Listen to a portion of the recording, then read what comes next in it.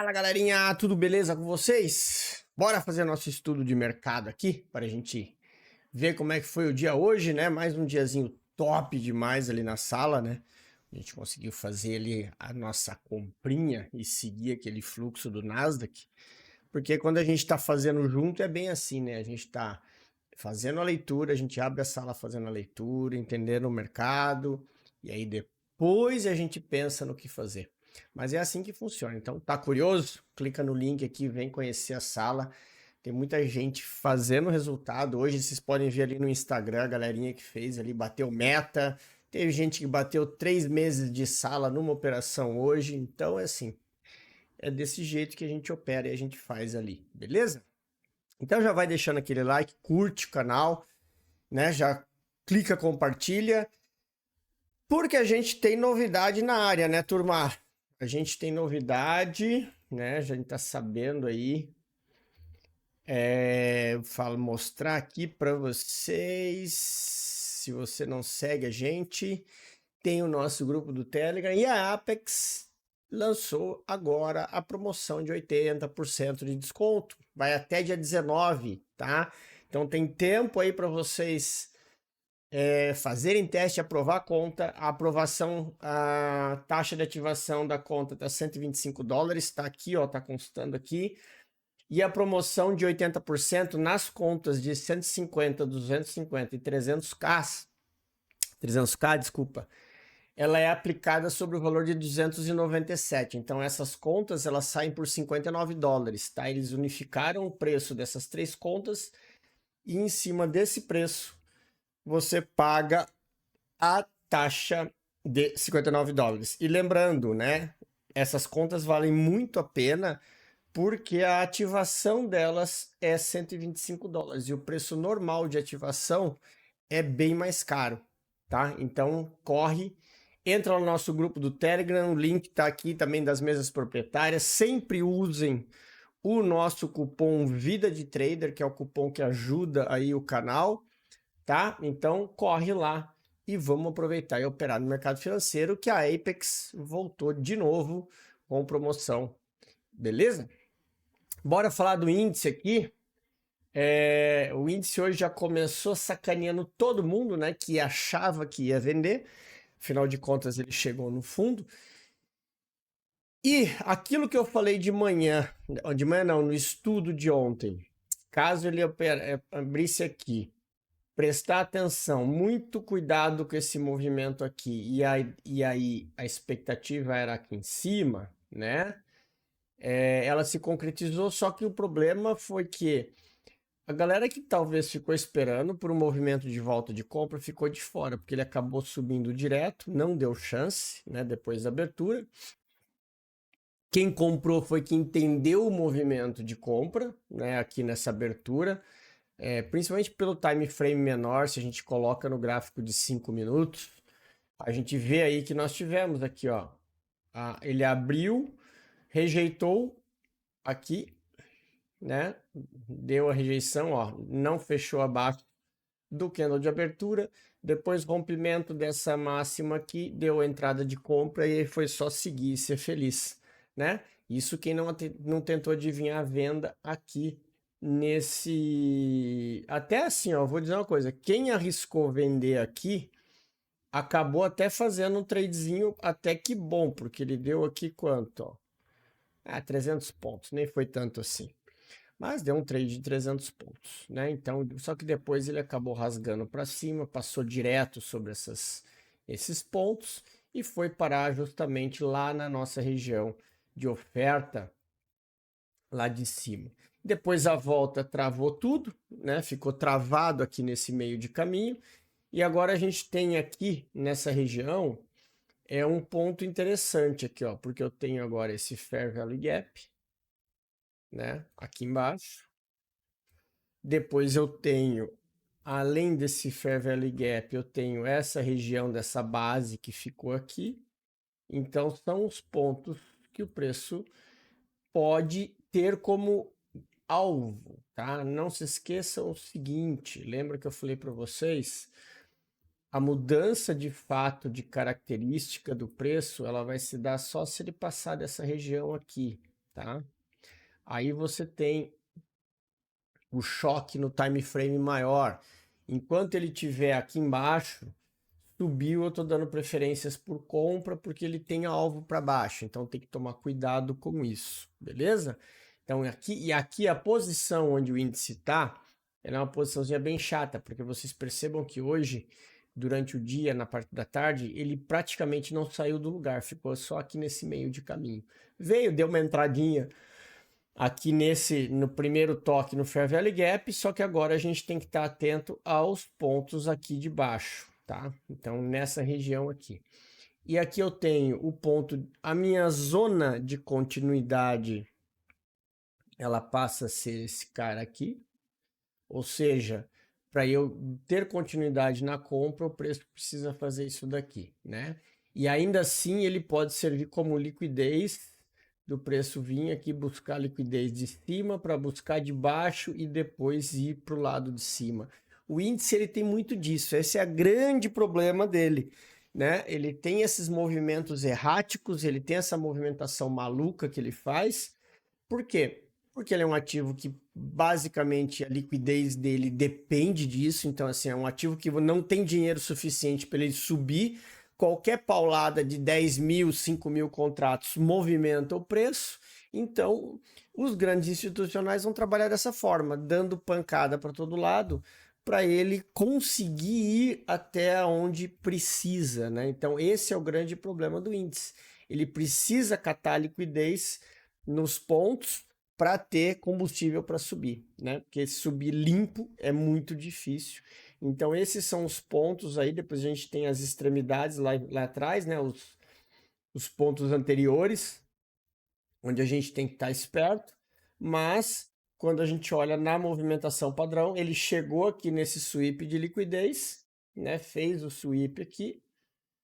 Agora ele está tentando ver se ele vai testar a região aqui de cima. E essa é a grande diferença entre o índice e o Nasdaq. Por que o Nasdaq a gente consegue operar de uma forma mais tranquila? Porque quando você pega o Nasdaq e coloca num time frame de 4 horas, de 60 minutos, você vê onde ele fez o sweep de liquidez, você sabe que o próximo alvo é a liquidez do outro lado, porque é assim que o algoritmo funciona e é assim que a liquidez dele funciona. Agora, o índice, ele pode, a gente até sabe que ele pode ir lá testar a liquidez de cima, só que antes ele vai fazer isso aqui, aí ele vai fazer isso aqui, vai fazer isso aqui, vai fazer aqui, vai aqui, aqui, aqui, e até ele chegar lá. E até lá estopou muita gente. Então essa é a grande diferença entre você operar um ativo que anda, um ativo técnico, e operar um ativo que é tão especulatório e tão errático como é o nosso índice, né? Por isso que eu caí fora dele, por isso que eu abandonei o índice. Por isso que eu tenho operado dólar e tem sido muito bom. Isso porque eu tenho operado curto. Eu opero dólar para buscar meus 20 pontos por dia e era isso, deu, bateu, tchau e benção. Hoje, inclusive, eu postei ali no grupo dos alunos, acho que era 9h30, 15 para as 10, já tinha batido a minha meta que eu peguei a movimentação naquela queda, que é o que eu vou mostrar para vocês. Tá? Então o índice a gente tem essas regiões aqui, fiquem atentos a ela, tá? Muito cuidado que eu tenho aqui, ó, uma zona importantíssima de liquidez, tá? Da marcada aqui, ó, 425.816. Então, é uma região muito importante, tá? São as piscinas de liquidez que a gente tem aí na movimentação do preço, tá? Então, o índice são essas regiões aqui, ó, sem zoom para vocês verem onde é, gravarem aí, fazer as marcações ou conferir com as marcações de vocês, beleza? E o doleta é aquilo que eu falo, né? É a questão da movimentação, ó, ele saiu de lá do alvo, né, onde a gente tinha marcado de venda. E olha como a técnica ela funciona, né? Ele fez o sweep, eu vendi aqui, ó, na mínima, e a minha saída foi aqui. 420 pontos deu, né? Foi exatamente isso que eu fiz, tanto na conta de teste quanto na conta não, era mais embaixo, era aqui, ó. Eu entrei um pouco atrasado, era aqui. Tá? Era nesse butterfly aqui, nessa borboletinha do final aqui, que foi aqui que eu saí na minha venda nas duas contas, tanto no teste quanto no simulador remunerado, né? Depois, Emerson, perdeu metade do trade. O dólar aqui agora é operação básica, é fazer meus 20 pontos no dia, o stop técnico, operação certeira, fechou e bora fazer a operação ali na sala com a galera do Nasdaq, que é o que realmente, aí vocês veem, ó, demorou aqui um tempão, na verdade, né, que eu peguei e falei 15 minutos, mas foi bem mais de 15 minutos, foi quase uma hora, na verdade, bobeando. E enquanto no Nasdaq, a nossa operação lá de $300 deu mais ou menos 3 candles dos 5 minutos, não deu 15 minutos depois da abertura. Então, o risco, o retorno, o objetivo, assim, da operação é muito melhor, você sofre menos, tem mais tempo livre para estudar, para fazer o que quiser, você não precisa ficar dependendo de gráfico, né, para fazer as coisas. O que aconteceu depois aqui? A gente continua com aquelas marcações aqui de baixo, né? O dólar está consolidado, apesar dele ter ido buscar aquela região lá de cima, ele deixou agora uma nova região, né? Porque assim, ó, ele pegou uma zona de liquidez e acabou deixando outra zona de liquidez. Se vocês perceberem, ó, o dólar ele está consolidado aqui, tá? Então tem uma faixa de consolidação onde cada topo desse que faz, ele aumenta ainda mais a minha zona de liquidez, porque uma hora ele vai buscar essa liquidez, esse Fair Value Gap aqui de cima, podem ter certeza disso, né? Eu tenho aqui em cima nessa região, olha só, eu tenho 1,171 milhões, né? Esse número é de ordens, tá? Então, dinheiro de dinheiro pendente aqui em cima. Então, se o dinheiro todo está pendente aqui em cima, é só questão de tempo para ele ir lá buscar, né? Então, o que ele está fazendo aqui é a piscina de liquidez. Captura liquidez em cima, captura liquidez embaixo, vou lá em cima, testou aqui, né? Foi lá em cima, testou aqui, agora voltou, chegou na zona de demanda, começou a reagir, está paradinho aqui.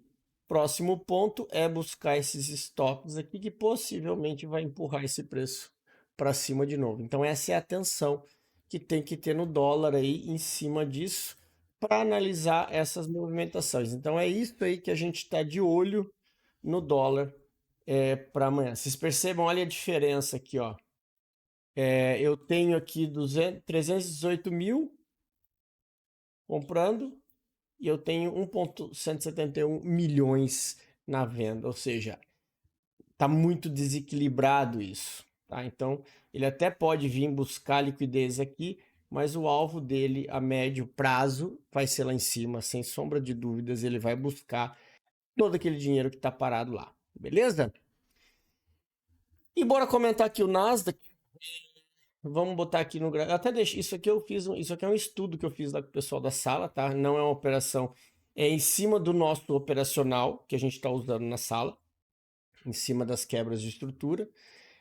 Mas eu deixei isso aqui só no TradingView, que é justamente para mostrar para a turma amanhã que quando você entende e faz a leitura e o preço respeita a movimentação, né?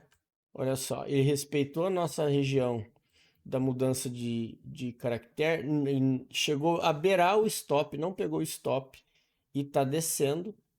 Ver se ele chega lá antes do fechamento. Tem aí uma hora, um pouco mais de meia hora para fechar o mercado. Acredito que não, ele vai ficar travado aí, mas de qualquer forma seria uma vendinha que não daria prejuízo, tá? O que a gente fez aqui hoje, ó? As nossas operações hoje foram aqui, né? Foram duas compras que a gente fez. Deixa eu só ativar aqui as sessions, né? Que nós tivemos aqui. Londres pegou a liquidez da China. Depois nós tivemos, quando abriu o pré-market Nova York, ele fez essa quebra de estrutura em Londres, deixando o movimento aqui. E aí nós tivemos essa entrada e depois da abertura de Nova York deu essa entrada. Eu acabei pegando as duas, né? Eu fiz essa entrada aqui. Quando ele subiu, eu protegi, ele me tirou na proteção. E depois eu entrei de novo na compra aqui. E aí eu fui sair no 850. Eu peguei um pouquinho mais em cima. Eu peguei aqui e fui sair no 850. Exatamente ali onde ele bateu.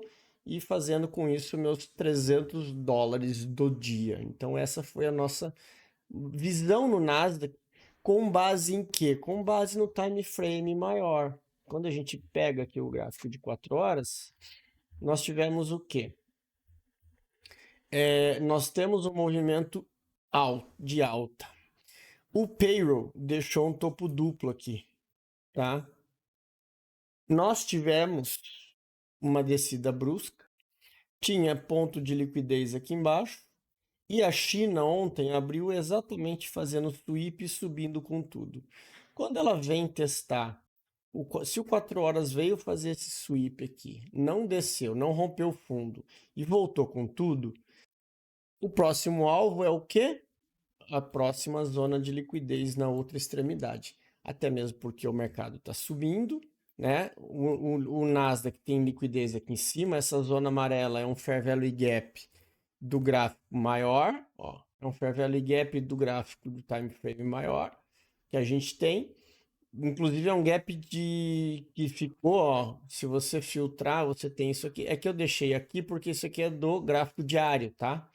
Então eu tenho esse gráfico diário, esse gap do diário, que foi deixado aberto, onde tem muito dinheiro parado. Então, teoricamente, se o preço vem trabalhando numa consolidação e ele vem deixando fundos mais altos, zona de liquidez no gráfico de 4 horas, a tendência é que essa zona de liquidez leve o preço até a próxima região, onde a gente tem dinheiro parado. Então é por isso que a gente faz essa leitura, que inclusive eu tenho outra piscina de liquidez aqui em cima, ó, tá? É por isso que a gente tem essa leitura e no gráfico de time frame maior ajuda demais a gente simplesmente seguir o preço para o lado que ele vai e não ficar tentando caçando topo, caçando fundo para tomar na cabeça. Beleza? Então, galerinha, era isso. Mais uma vez, valeu. Espero que vocês tenham gostado. Amanhã cedo no Telegram, no Instagram, vem a atualização das leituras do Nasdaq depois da Ásia e de Londres. Grande abraço e até a próxima.